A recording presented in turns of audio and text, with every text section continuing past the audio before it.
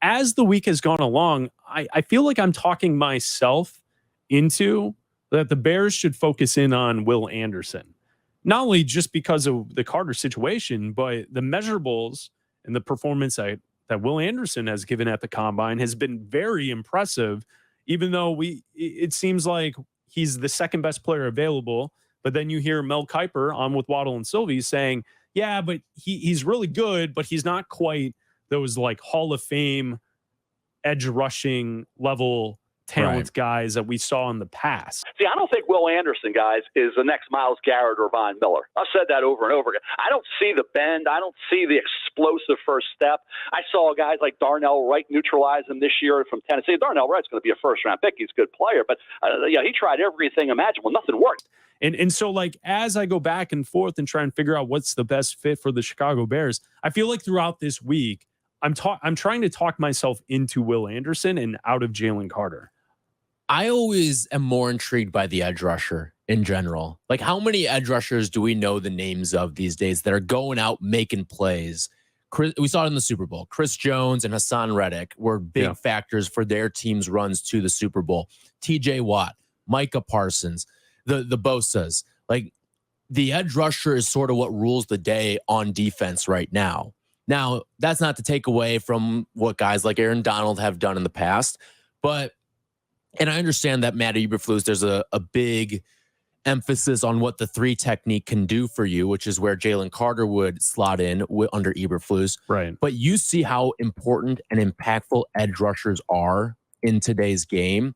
And a lot of those guys end up panning out as well. Like, you look at all these guys that are drafted first 10, 15 picks from the edge rushing spot, they usually pan out.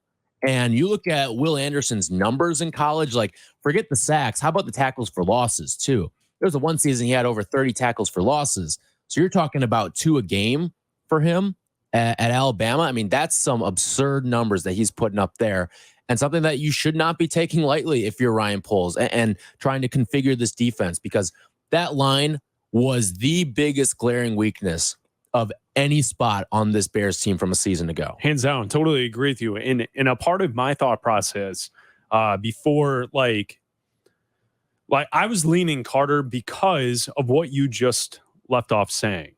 The defensive line is the problem to why the team didn't win what they won last season. We can point out to the lack of depth on the offensive side with a number 1 wide receiver. We could point to the offensive line. We could point to all these different pieces of this Bears roster. To me, the reason the Bears struggled so much was because of their run defense. Now, I understand the importance of getting to the quarterback, like you said, and we can list off all the great edge rushers. But to me, if you were looking for the team to improve quicker or sooner than you would expect, I think the first thing you have to address is the rush defense. And that starts in the middle up front, right?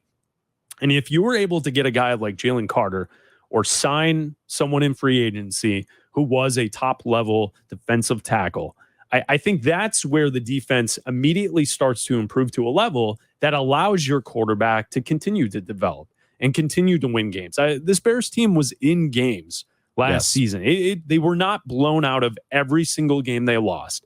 And I argue, and Abdallah's argued with me, and on the show, we've mentioned it many times, that there are about 5 games you can point to last season that just with some more help, a little bit more help on the roster, they could have won those games. Even blowouts. There were games they got blown out in. Well, the Dallas game. The Dallas game, that was close for at least a half. I think Buffalo, too. And that's true. There were extreme conditions out there on the lakefront as well, but they competed. Yes, and so, to me, if we were sitting here trying to figure out what's the best way, what's the quickest way to win, obviously it's get that quarterback.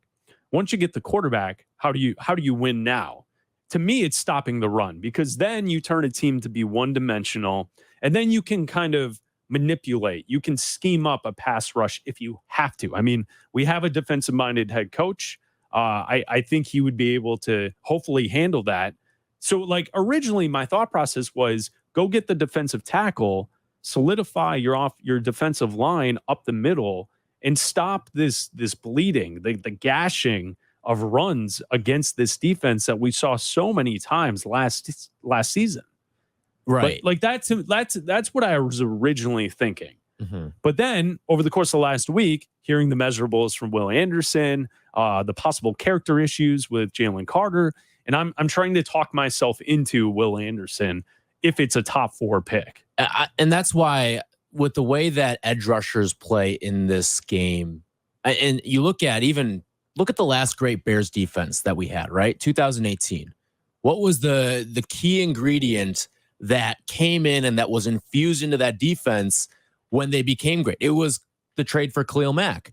And he comes in, he shines right away in that first game against Green Bay. You turn Akeem Hicks into a Pro Bowler as well that season.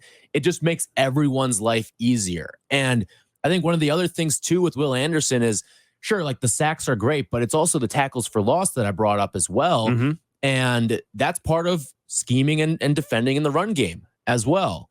And you look at what Anderson can bring from that angle as well. If he can be that guy at the next level that's also stopping the run game while getting to the quarterback as well, then you're looking at a potential generational guy. It's like one of those things you have to look at. If Will Anderson can give you something other than only getting to the quarterback, then it's like, then that's the player, right? Mm-hmm. But if he's a guy who's only rushing the quarterback, he can't play in the run game at all. He can't get out in coverage if he has to, like a Micah Parsons. Yeah, right. Yeah. Mm-hmm. A running back in the flat, he's able to cover that. He's able to make some plays. Then at that point, you say, okay, then I don't think that's necessarily the guy. Bleck and Aki, we're in for Waddle and Sylvie today, talking Bears with you here on ESPN 1000. Martell on the South Side, you're on ESPN 1000. What's up, man? Hey, how you guys doing today, man? We're good. Awesome. I just wanted to come and put something on you guys' brain for 1 second.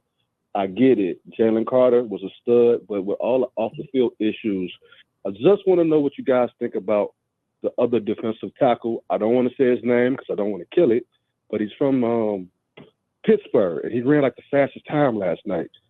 What do you guys think about the guy from Pittsburgh? Are you talking about Cansey? Kalijah Cansey? Yes, Cansey. Yes, I am. I look at his tape. He's very violent with his hands, movement, gets to the quarterback. He came in at like 6'1" last night, 285, and I think he ran like a sub-5 or 4.6 40 or something like that. Yeah. Sure. So, I mean, I would like to just hear your guys' thoughts about it. Let me hang up. You guys have a good weekend. Yeah, thanks, Martel.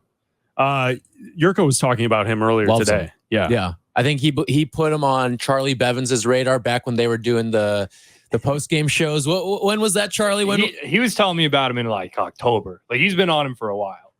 And when Yurko's got the nose for the nose tackle. Yes, he played the position. Exactly. He knows. So I think that, and I'm watching highlights now. It gets into how far you're willing to trade back, right? Yeah. Because to me, whether it's Carter, whether it's Anderson, I don't think Carter's slipping past 4. I think a lot of this stuff will inevitably blow over. And if this is like the end of the story here, if this is all the information that's going to come out about this, I don't see him slipping past 4. This is the NFL where forgiveness is king. For better or for worse, it's what happens in this league. And Carter is good enough as a talent where we can look past some of these things. Again, for better or for worse, it's the way this league operates right now.